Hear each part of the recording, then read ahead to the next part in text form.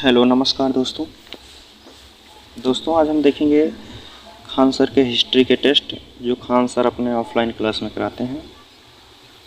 तो दोस्तों खान सर का आज हम हिस्ट्री के टेस्ट देखेंगे, उसका आंसर भी बताएंगे। ठीक है दोस्तों, चलिए वीडियो आज का स्टार्ट करते हैं। तो हमारा पहला क्वेश्चन दोस्तों कह रहा है रॉबर्ट्स ब्रूस फुट थे। रॉबर्ट्स ब्रूस फुट एक क्या थे? तो दोस्तों क्या थे वो?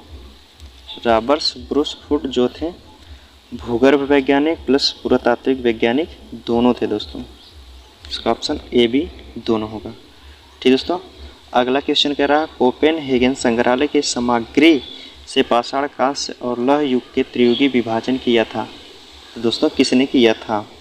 थॉमसन ने किया था, लुब्बक ने किया था, टेलर ने किया था, चाइल्ड ने किया था। तो दोस्तों इसका सही आंसर होगा थॉमस ने किया था।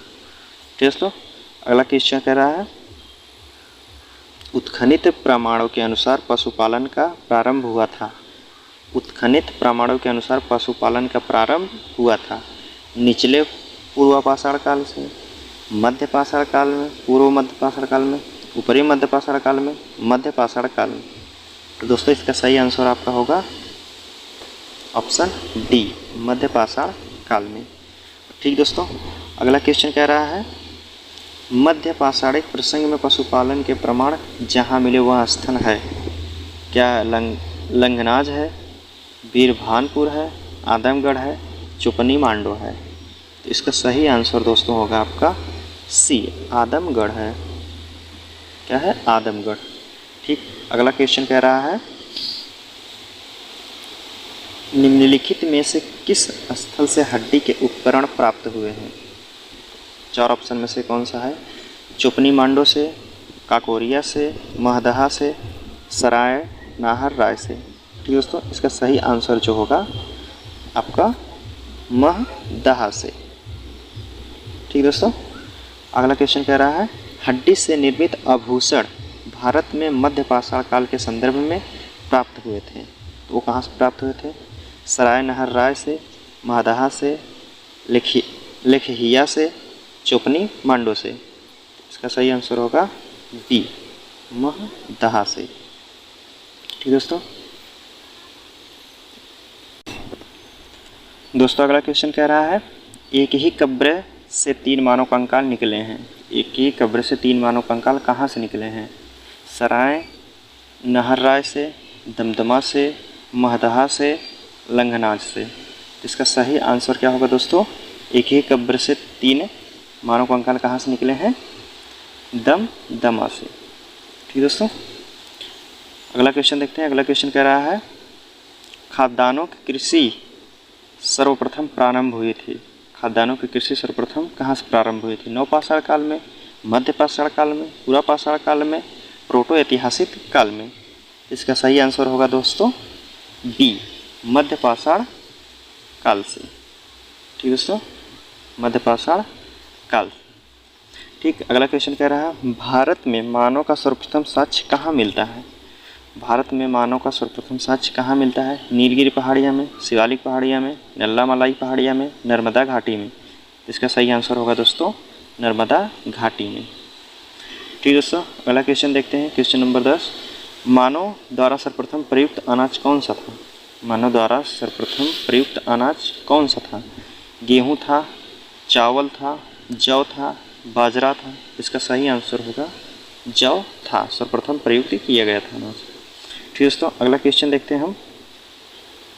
Question number 11। क्वेश्चन नंबर 11 कह रहा है भारतीय उपमहाद्वीप में कृषि के प्राचीनतम साक्ष्य प्राप्त हुए हैं। कृषि के प्राचीनतम साक्ष्य कहाँ से प्राप्त हुए हैं? कोल्डिहवा में, लहुरा देव में, मेहरगढ़ से, क्या टोकवा से? ठीक दोस्तों, इसका सही आंसर क्या होगा?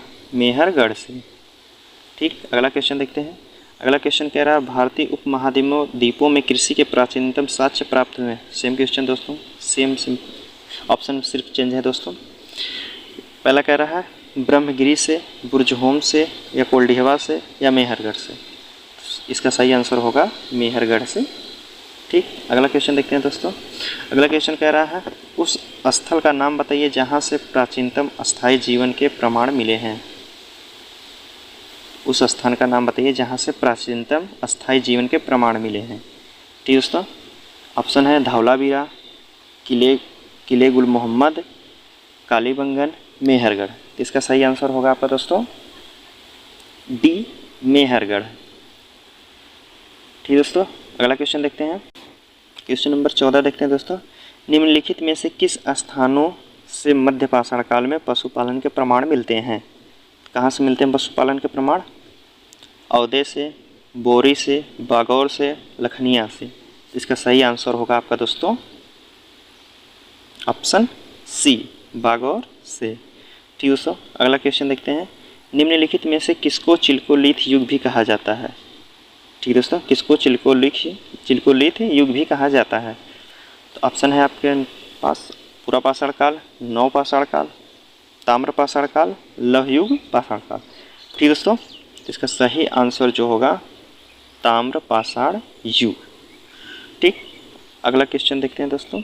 अगला क्वेश्चन कह रहा है निम्नलिखित में से किस एक पुरा स्थल से पाषाण संस्कृति से लेकर हड़प्पा संस्कृति तक के सांस्कृतिक अवशेष प्राप्त हुए हैं? ठीक दोस्तों, मतलब पाषाण काल से लेकर हड़प्पा तक के कौन सा एक अवशेष प्राप्त हुए हैं? आमरी, मेहरगढ़, कोटदीजी, कालीबंगन। इसका सही आंसर जो होगा दोस्तों, इसका सही आंसर ऑप्शन बी, मेहरगढ़। ठीक, अगला क्वेश्चन देखते हैं दोस्तों। अगला क्वेश्चन कह रहा है नवदा टोली का उत्खनन किसने किया था? क्या के.डी. वाजपेयी ने किया था, बी.एस. वंकंडन ने किया था, एच.डी. संकालिया ने किया था, मर्टियर व्हीलर ने किया था? इसका सही आंसर क्या होगा दोस्तों? Option C, HD. संकालिया ने किया था। क्वेश्चन नंबर 18 देखते हैं दोस्तों। बृहत पाषाण स्मारकों की पहचान की गई है। बृहत स्मारकों की पहचान कैसे की गई है दोस्तों? सन्यासी गुफाओं के स्वरूप में, मृतकों को दफनाने के स्थान के रूप में, मंदिरों के रूप में, उपयुक्त में से कोई नहीं। इसका क्या दोस्तों सही आंसर? मृतकों के दफनाने के स्थान के रूप में देखा गया है। ठीक है दोस्तों, पहचान की गई है। अगला क्वेश्चन कह रहा है भीमबेटका किसके लिए प्रसिद्ध है? भीमबेटका किसके लिए प्रसिद्ध है दोस्तों? ऑप्शन है आपके पास गुफाओं के शैल चित्र के लिए, खनिज के लिए, बौद्ध प्रतिमाओं के लिए, सोन नदी का उद्गम स्थान। तो किसके लिए प्रसिद्ध है भीमबेटका? गुफाओं के शैल चित्र के लिए। ठीक दोस्तों, अगला क्वेश्चन देखते हैं हम, क्वेश्चन नंबर 20। क्वेश्चन नंबर 20 कह रहा है भारत में किस शिलाश्रय में सर्वाधिक चित्र प्राप्त हुए हैं? किस शिलाश्रय में सर्वाधिक चित्र प्राप्त हुए हैं? घघरिया में, भीमबेटका में, लेखहिया में, आदमगढ़ में। इसका सही आंसर जो होगा दोस्तों भीमबेटका से सर्वाधिक चित्र यहीं से प्राप्त हुए हैं। ठीक दोस्तों, अगला क्वेश्चन है गैरिक मृदभांड पात्र OCP का नामकरण हुआ था। गैरिक मृदभांड OCP का नामकरण हुआ था हस्तिनापुर में, अहिच्छद्र में, नूह में, लाल किला में। तो इसका सही आंसर दोस्तों होगा ऑप्शन ए, हस्तिनापुर में। ठीक दोस्तों, अगला क्वेश्चन कह रहा है ताम्रश्म काल में महाराष्ट्र के लोग मृतकों को घर के फर्श के नीचे किस तरह दफनाया करते थे? ठीक दोस्तों, किस तरह दफनाया करते थे? उत्तर से दक्षिण की ओर, पूर्व से पश्चिम की ओर, दक्षिण से उत्तर की ओर, पश्चिम से पूर्व की ओर। तो दोस्तों जैसे पहले दफनाते थे वैसे आज भी दफनाते हैं लोग, जैसे उत्तर से दक्षिण की ओर। ऑप्शन ए सही आंसर। ठीक दोस्तों, अगला क्वेश्चन है निम्नलिखित में से किस स्थल से मानव कंकाल के साथ कुत्ते का कंकाल भी समाधान में प्राप्त हुआ है? कह रहा है क्वेश्चन सर दोस्तों मानव कंकाल के साथ कुत्ते का भी कंकाल का समाधान प्राप्त हुआ है। कहाँ से प्राप्त हुआ है? ब्रह्मगिरी से, बुर्जहोम से, चिरांद से, मास्की से। कहाँ से दोस्तों प्राप्त हुआ है? तो इसका सही आंसर बी, बुर्जहोम से। ठीक दोस्तों, बुर्जहोम से। अगला क्वेश्चन देखते हैं। अगला क्वेश्चन कह रहा है गर्त आवास के साक्ष्य प्राप्त हुए हैं। मतलब दोस्तों गर्त आवास के गड्ढे में रहने का आवास जो है कहाँ से प्राप्त हुए हैं? बुर्जहोम से, कोल्डिहवा से, ब्रह्मगिरी से, सगन कल्लू से।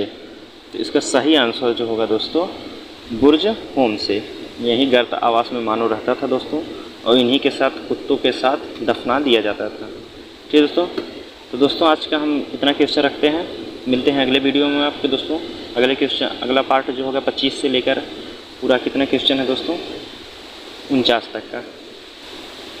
मिलते हैं आपसे अगले वीडियो में। ठीक है दोस्तों, तब तक क्वेश्चन आप सॉल्व करते रहिए।